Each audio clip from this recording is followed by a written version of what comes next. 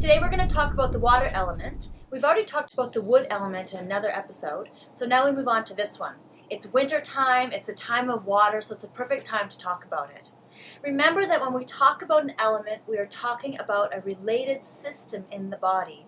Everything is connected, from the sounds that you make, the words that you choose, the smell you may emit, believe it or not, sorry to break that to you, your body type, your emotional and spiritual center, and also what organs may be related, what illnesses might be happening.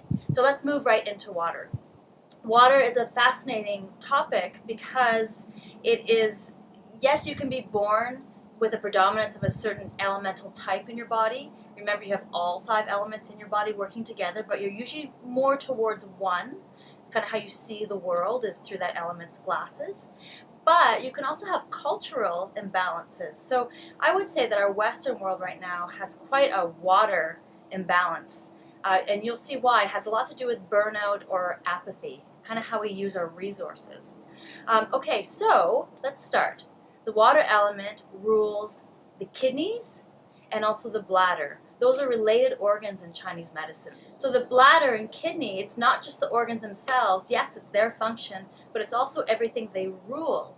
It rules the bones. It rules the entire low back. It rules the teeth, which are an extension of bone in Chinese medicine. It rules the hair. It rules original sight, when you were born, the beginnings of being able to see. It rules the central nervous system. It rules the brain. It rules the spinal cord. It rules the bladder. It rules the kidneys. It rules fertility, parts of fertility. So when someone walks into the clinic, we're wondering, which element is off here, i.e. which organ system am I going to look at when I choose my acupuncture points? So if it's the water element, it might be any of those things I just named. Low back pain, right? It doesn't mean every time low back pain is going to be a water element problem, but quite often low back pain can have to do with water element being deficient. So that's just one example. Arthritis. There's another example of the bones becoming porous or malnourished. Alzheimer's, any kind of neurological problem tends to have to do with the water element. Remember I talked about it having to do with growth and reproduction? Yes, it absolutely does. It also has to do with the life cycles and the life stages. I don't know if you know this, but we go in 7 and 8 year life cycles. 7 for women, 8 for men. You know how you've heard that women mature faster than men? Well, it's actually true in Chinese medicine, in that our water element, our kidney energy, starts moving and flowing a little bit earlier than men. For example, at around 14 years old, right, women are in 7-year cycles, so 7 and 7, 14. That's the ideal age, right around there, for a woman to begin her menses, which is ruled by the water element because it has to do with these stages and these life cycles. And then men will hit their big puberty stage more around 16 years old. Yes, it starts around 8 years old, but 16 is when they're really flaring with the hormones and everything. So there's some truth to that in some ways. The color for the water element is black, blue, purple, anything really dark. Remember what color means. You're looking for color on the face. When it's the water element, there's a problem there. You want to look underneath the eyes, and oftentimes you'll see some dark circles forming here when you're getting tired, meaning you're burning your kidney energy out. Or if you're just a water person, you're born that way, you may have been born with dark circles that probably will not go away in your life. You also want to watch your patient. Are they wearing black all the time? I'm dressed in my great water garb today. I've got blue and black on. I did it for you, but I do love those colors. They're wearing a lot of black, dark blues, dark purples.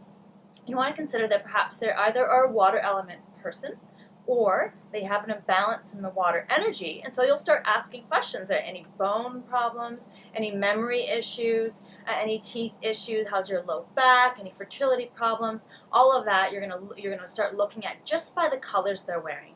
Now, be careful because you can have fads, right? Remember in the late 90s, everything was black and goth kind of wear. You don't want to assume that's a water element person because sometimes they're just trending with Vogue or something like that. So make sure you keep up on Vogue and Elle and the fashionistas to make sure that you're getting your diagnosis correct. The smell having to do with the water element is putrid. Don't worry if you're a water element person, you don't smell nasty putrid if that's what comes to mind. But putrid is the smell of stagnant water So I'm sure you've been by a pond and you can smell the water that's been sitting and not running for a while. That's the putrid scent. Or also if you get flowers, right, which we all love to get, so if you get flowers and your water's been sitting too long, you forget about them. So when you smell that water after a couple of weeks, that's that putrid scent. And try it at home. Get your partner to get you some flowers, guy or girl, and put it in the vase and leave it for a while and then smell that. And where you're going to smell this off a patient is if you leave them in the room for a while and you come in about 20 minutes later, their scent is going to fill the room unless they've used a lot of soap and deodorants and perfumes that day. Also, if you just want to test it out on your partner or your friends, smell into the low back or really close to the stomach when they have not washed. You want that original scent on the person, right? We don't have a lot of that anymore because we wash constantly. Napoleon used to write his girlfriend 2 months before he was coming home from war and beg her not to wash because he wanted her scent so much. So things have kind of changed there.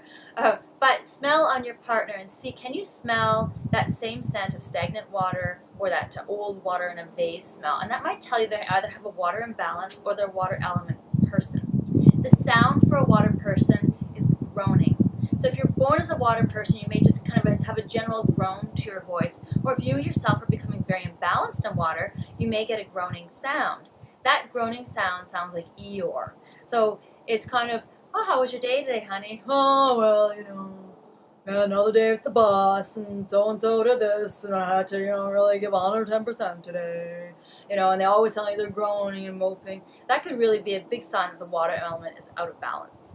There's a body type for water also. You tend to see rounded, sloped shoulders, a rounder person in general. They can easily put on weight, but that's certainly not a hard and fast rule at all. And a thicker jaw, thicker eyelids, and a slower walk or gait, as it's called in medicine. A slower walk to them, a bit of a shuffle. That's a water element actual body type. Another relation with the water element is every element is associated with a season. So it's when you're really going to notice if the organ or the person's out of balance. So the water element is right now, where I'm standing, it's winter season. You do not have to have snow on the ground in order to have winter season. It's just your colder season wherever you live.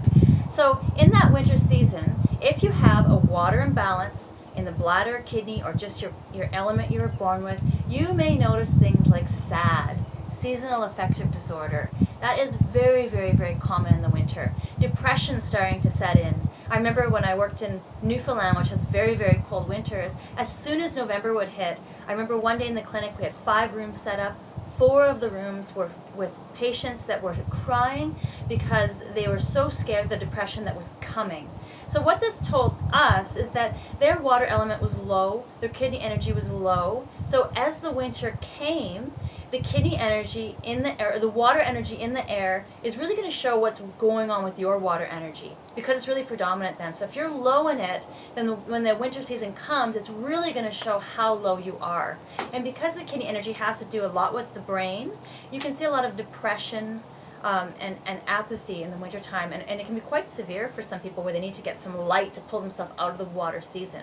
So don't fret if you notice in the winter your bones ache more, your low back is more achy, you're a little bit depressed. Know that there's something you can do about it. You just need to boost your water energy. And that you can do through acupuncture, herbs, and diet.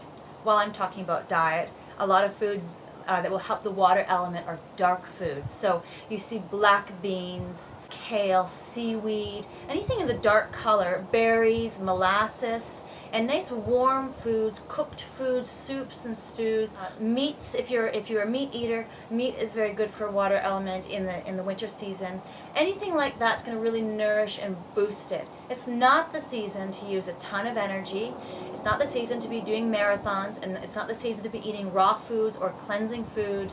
It is the building season to conserve. Our bodies literally go in a bit of a hibernation in the winter time. We're like little bears inside. We go in and we hold our energy close. So it's a season just to stretch, do light exercise, eat warm foods. Don't worry if you gain 2-3 pounds in the winter. It's normal to pack on a bit of insulation into the body so you can relax with that. Motivation tends to go down. It's a time of introspection, which has to do with water. So in your winter season, relax and that will be very nourishing to your kidney energy and will help you conserve your water energy rather than overuse it. An area I love with the 5 elements is the emotional part of it. So remember in the last video we talked about an element can be excessive and an element can be deficient, and it's important to recognize which one.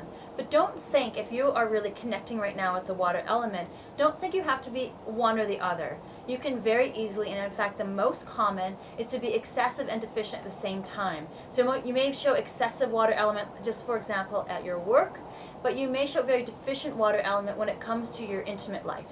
So you can watch that, but if it's very predominant in both, then you know that you're really working with an oscillating water element, and that's very common.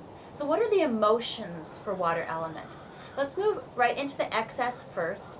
And excess water, because water has to do with willpower in general, willpower, spirituality, and your resources, be it financial or your energetic resources, how much you have to give to the world, because it has to do with that, an excess water element will be excess in any of those areas. Here's where you see a real cultural problem. We overuse our resources. We burn the candle at both ends. It's just part of what we do. We are go, go, go, go. We're a competitive culture. We're an individualistic culture of who can get ahead faster and first. And there's so much now to do compared to even 10 years ago. And if you talk to your grandparents, or if you're a grandparent listening, I'm sure you remember way back how different and how much slower it was. So we're a culture now that really burns our water energy out. Also, you can see in the excessive water element the adrenaline junkies. Remember those stickers, no fear? That has to do with pushing your adrenaline. Your adrenaline is a resource. It comes from on top of your kidneys, from your adrenal gland.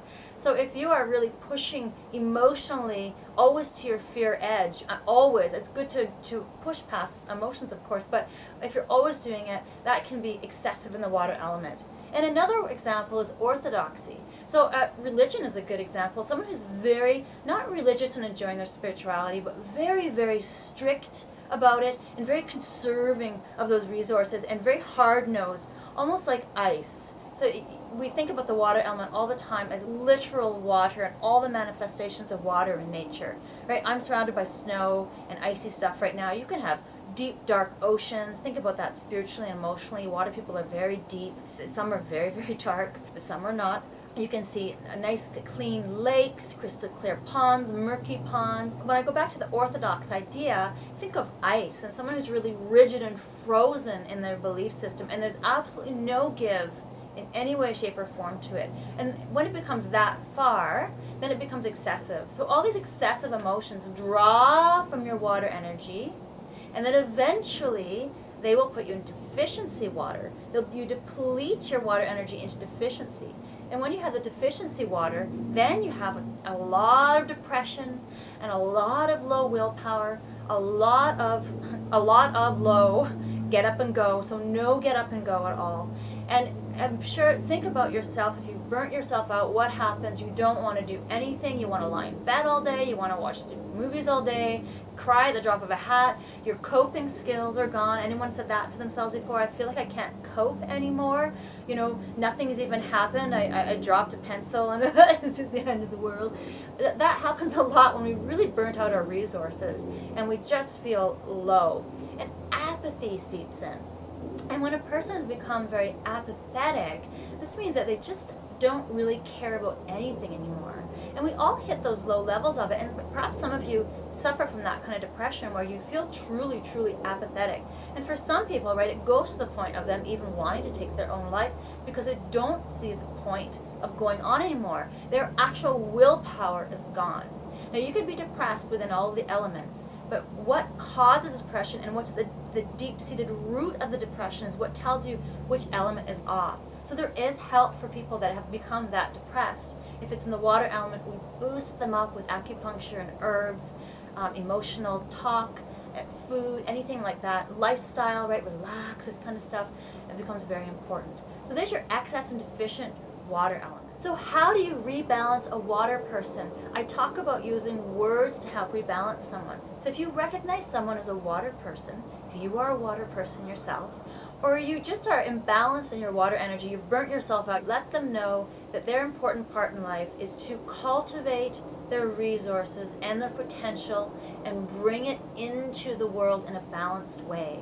I don't know if you've heard the expression do by not doing, but it does not mean get on unemployment insurance and lie around and watch movies all day and play video games. That's not what it means if you've heard that old saying. It means, if you do martial arts, you'll know exactly what it means. It means to do with the least amount of energy possible. This is a great hint to learn as early in life as you can.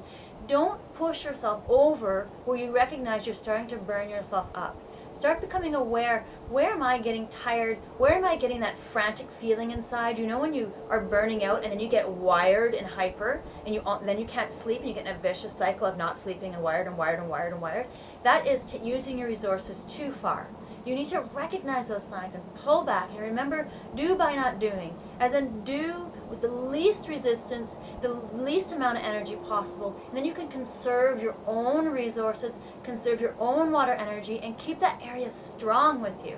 Another thing with deficient water is you'll see water has to do with fear. You may see a very fearful person, timid fearful, phobias. As you get older, your water energy naturally declines. It's totally normal. You're born with a certain amount of water energy. Your parents give you their water energy, and that's all you have. And you can't really tonify it or bring it up in your life. You can only conserve that water energy through good practice of yoga, meditation, relaxation, do by not doing, as in only use the right amount of energy you need for activities. As you go through life, you will slowly deplete in your water energy. And so just think about this. I talked about with the water element rules, so it's going to make perfect sense. As we get older and our water energy depletes, we start getting, not that we have to, but our bones tend to become more brittle, the teeth become weaker, our memory oftentimes starts to go, the low back becomes bent in many elderly, we lose our periods as women. We start going towards infertility as men and women as we get older, and that is normal because the water element is slowly depleting. You're only born with a certain amount, you use it throughout your life, which is why it's important to conserve it as much as possible, and then it depletes. And then the water element has to do with the transition of dying and death to whatever is next. And so that period of death means that your own water energy has now run its course and off it goes back to nature or wherever you think it goes. And that is a water element transition. Okay, thank you for joining me talking about the water element. My name is Jillian Marsoulier. Thank you so much for joining in.